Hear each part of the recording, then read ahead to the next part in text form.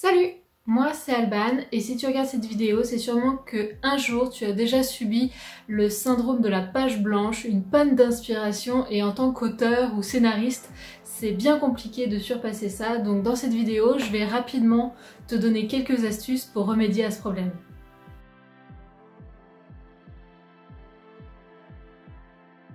Il y en a beaucoup qui disent que rester devant son écran ou devant sa feuille blanche, ça peut aider à la productivité. C'est vrai que dans un premier temps, c'est vrai de ne pas lâcher l'affaire au bout de 5 minutes, de rester un petit peu dans un mood créatif. Mais si ça vient toujours pas, je te conseille de partir tout simplement, aller te balader, d'observer ton environnement, d'observer le monde qui t'entoure. Pour tout créatif, il y a une phase d'observation et ensuite la phase de production. Donc ne te sens pas coupable si t'es pas devant ton écran en train de taper des mots. Alors va te balader par exemple dans la nature, dans la forêt ou à la plage, ou si tu préfères la ville et que c'est plus à proximité, tu peux aller faire une balade dans les villes, aller à une terrasse de café, relax et imprègne-toi du monde qui t'entoure. Tu peux écouter les autres aussi, ça c'est une bonne astuce pour commencer une histoire. Par exemple, tu veux écrire un film ou tu veux écrire un roman, et bah tu peux te servir des témoignages de ton entourage, ta famille, tes amis, des anecdotes qu'ils te donnent ou des histoires ou des ragots, pourquoi pas.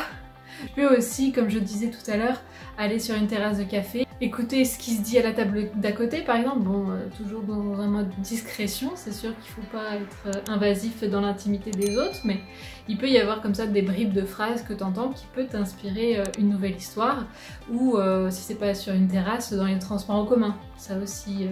C'est vrai que de plus en plus dans les transports, les gens sont sur leur téléphone plutôt qu'à parler entre eux, mais ça peut arriver.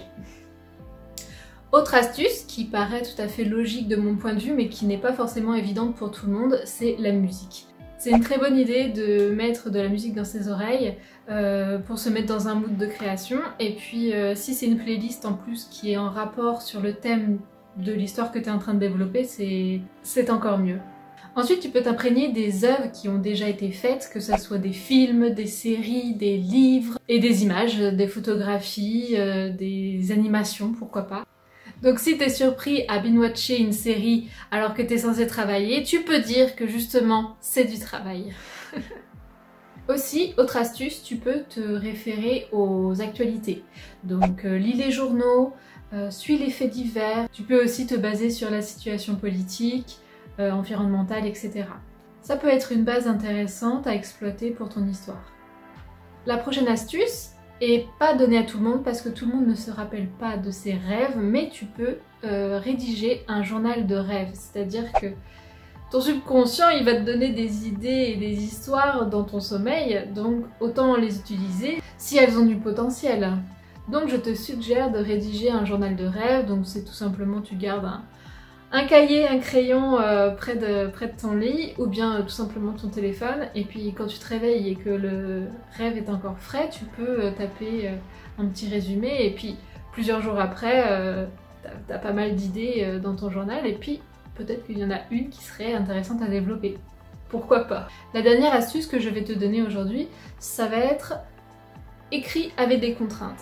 C'est-à-dire que finalement quand on a une page blanche alors qu'on n'a même pas écrit une seule ligne de son histoire, parce que tu sais pas vers où te diriger, tu sais pas quel monde choisir, tu sais pas quel thème aborder, tu sais pas quel personnage créer, donc il peut y avoir la solution de cadrer cet espace de création et d'inspiration. Il y a des œuvres comme ça qui ont été produites avec des contraintes. Je pense par exemple à un livre, je te mettrai les informations quelque part, qui a été rédigé entièrement sans la lettre E. En fait, dans le livre entier, tu ne trouveras jamais la lettre E.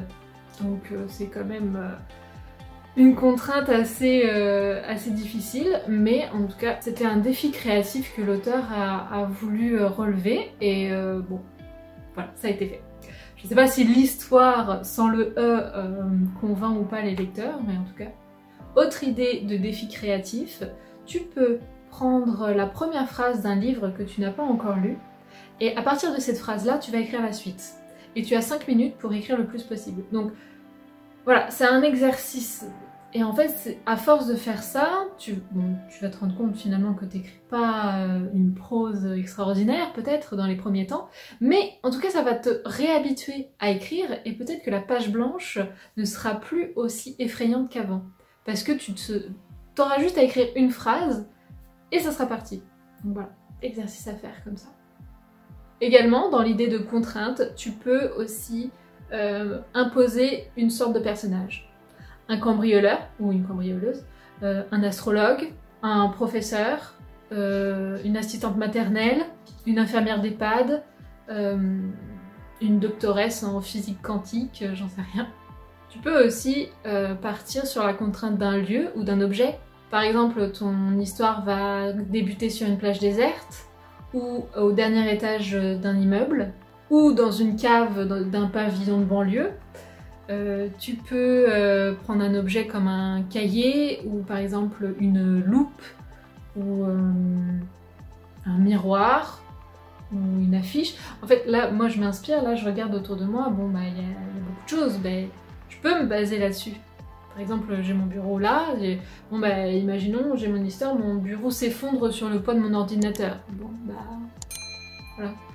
Je dis pas que c'est de l'improvisation, donc je dis pas que c'est quelque chose qui va tenir pendant toute mon histoire, mon bureau qui s'effondre. Mais bon, voilà, ce sont quelques astuces pour noircir ta page blanche et j'espère ne plus avoir de panne d'inspiration. Bon, en souhaitant que cette vidéo t'ait aidé, je te souhaite une bonne journée, une bonne soirée et puis je te dis à la prochaine. Bye. Mets des oreilles dans ta musique. Ensuite, tu peux t'imprégner des... Ensuite, tu peux t'imprégner... Ah, j'arrive pas. Bon.